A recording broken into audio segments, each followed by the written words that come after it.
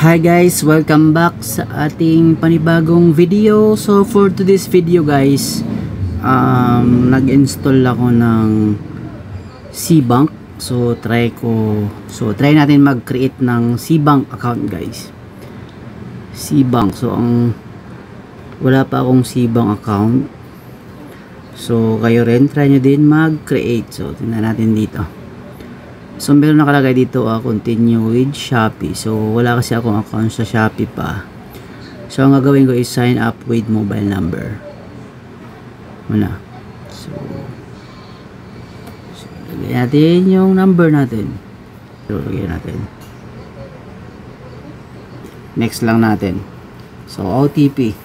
After nyan guys, so next is yung facial verification.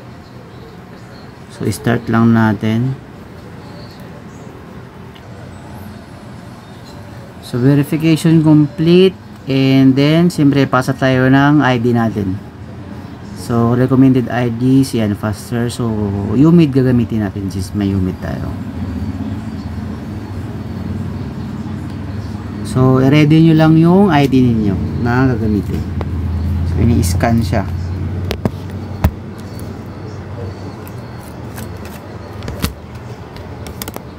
Start scanning natin.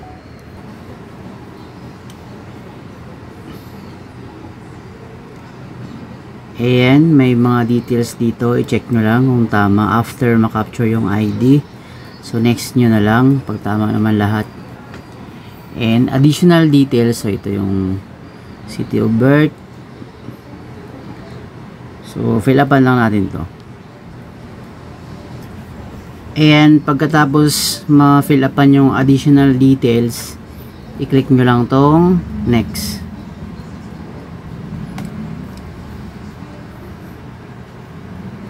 And then terms and condition, i-agree nyo lang. And then next. And then mag-create tayo ng secure PIN natin.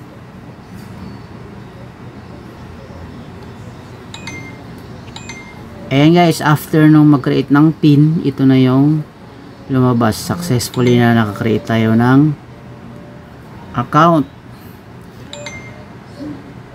So kung makikita nyo dyan guys, ito yung account number sa taas. So ilang digits to? 11 digits yung account natin sa SeaBank.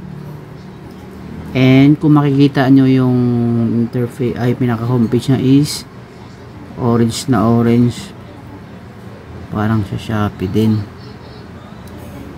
And ayan guys, ito yun na yung account natin, naka-display sa taas. And pwede tayong mag-deposit, pwede mag-transfer. So ganun kabilis mag-create ng SeaBank account. So sa mga hindi pa, sa mga wala pang SeaBank account, mag-create na kayo habang basta meron kayong valid ID, mag-create na kayo. So pwede niyo kayong mag savings account na rin. So mabilis ang pag-create basta merong valid ID. So ganun lang guys. Thank you for watching.